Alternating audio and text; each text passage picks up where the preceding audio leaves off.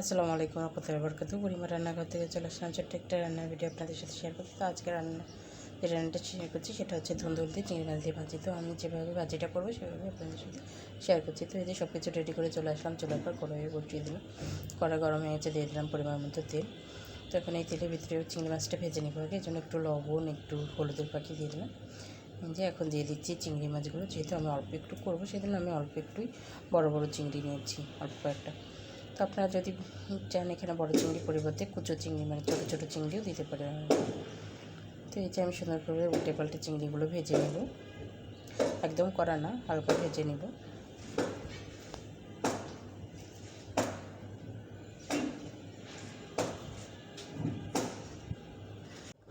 চিংড়ি মাছগুলো আমার ভাজা হয়ে গেছে, আর একটু ভেজে মেজে তুলে নিচ্ছি। এখন এক এক করে সবগুলো চিংড়ি তুলে নিয়ে আমি এই তেলের ভিতরেই আমি পরিমাণ সে অনুযায়ী তেল দিয়েছি। তো এই তেলের ভিতরে আমি ভাজিটা করব। চিংড়িগুলো তুলে নিয়ে এলাম সবগুলো নিয়ে, এখন এই পর্যায়ে এই যে তেল আছে এই তেলটার ভিতরে আমি দিয়ে দিব কুচানো পেঁয়াজ আর কুচানো কাঁচামরিচ। তো আমি এটাতে শুধু কাঁচামরিচের ঝালটা ইউজ করব, আর কোনো ঝাল দিব না, মানে শুকনো মরিচের ঝাল। ভেজে দিয়ে দিয়েছি, আর দিয়ে একটু বেশি করেই পেঁয়াজ কুচি দিয়েছি।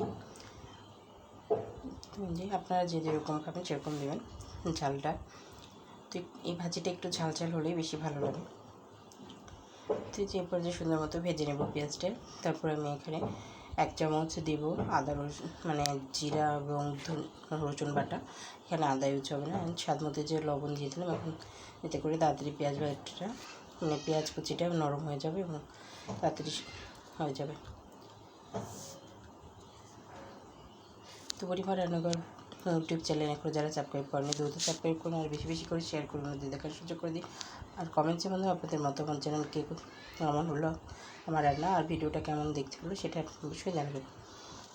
তো এই বাটা মশলাটা দিয়ে সুন্দর মতো একটু ভেজে নেব, কষিয়ে নেব না, যেহেতু ভাজি করবো। আর এই দুধ থেকে তো প্রচুর পানি বের হয়, চাইলে আপনারা কষিয়েও নিতে পারেন, বাট আমি নিব না, আমি এইভাবেই করবো।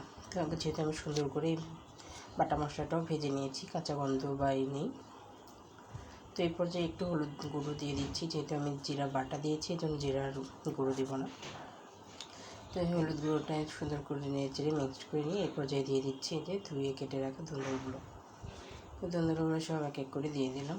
এখন এটাকে নেড়ে চেড়ে মিক্সড করে ঢাকনা দিয়ে রান্না করতে থাকবো। আর আমার রান্না ভালো লাগলে এভাবে বাসায় রান্না করে খেয়ে দেখবেন, অবশ্যই ভালো লাগবে, আশা করি নিরাশ হবেন না, খুবই মজা হয় খেতে। তো এই যে আর ধুন্দুল তরকারিটা একটু মিষ্টি তরকারি, তো এই জন্য একটু ঝাল ঝাল হলে বেশি ভালো লাগবে, বেশি না, একদম হালকা ঝাল ঝাল। তো এই সুন্দর করে নেড়েচে মিক্স করে দিয়ে এই পর্যায়ে ঢাকনা দিয়ে ঢেকে দিলাম, এভাবে রান্না করব। এই কিছুক্ষণ পর ঢাকনাটা তুলে নিচ্ছি, দেখুন পানি ছাড়তেছে। তো এই পর্যায়ে একটু নেড়ে চেড়ে দিচ্ছি, আরও কিছুটা পানি ছাড়বে।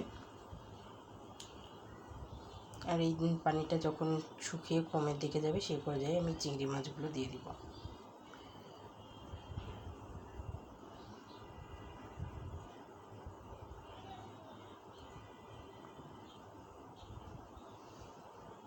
আবার আমি ঢাকনা তুলে নেড়ে চেড়ে দিচ্ছি, দেখুন কতটা পানি ছেড়েছে। এই পানিটাতেই আমার রান্নাটা একদম কমপ্লিট হয়ে যাবে।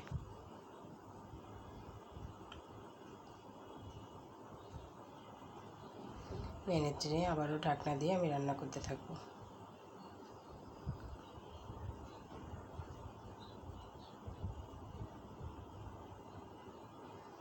আবারও নেড়ে ছেড়ে দেবো, ঢাকনাতে তুলে নিলাম। অনেক পর্যায়ে দেখুন ধুন্দুলগুলো সিদ্ধ হয়ে গেছে আর পানিটাও কমে গেছে। পর্যায়ে যে দিয়ে দিলাম চিংড়ি, ভাজা চিংড়িটা এই পর্যায়ে দিয়ে দিলে আর কি চিংড়ির ভিতরে ভাজিটার টেস্টটা সুন্দর মতো যাবে। মানে লবণ তো এমনিতেও আছে, আর ঝালটা প্রপারলি একদম সব কিছু যাবে চিংড়ি মাছের ভিতরে, খেতেও ভালো লাগবে। এই পর্যায়ে দিয়ে আমি আবারও ঢাকনা দিয়ে রান্না করব, আর ততক্ষণ অবধি রান্না করব যতক্ষণ অবধি আমার চিংড়ি মাছ থেকে মানে ধুন্দুল থেকে পুরো পানিটা শুকিয়ে তেল না বের হয়, ততক্ষণ অবধি। এই ঢাকনা তুলে আবারও নেড়ে চেড়ে নিচ্ছি, এখন একদম শুকিয়ে এসেছে, হালকা রস আছে। তো ততক্ষণ অবধি আমি এটা নেড়ে চেড়ে ভাজি করতে থাকবো, যতক্ষণ অবধি ওই হালকা রসটাও চলে না যায়।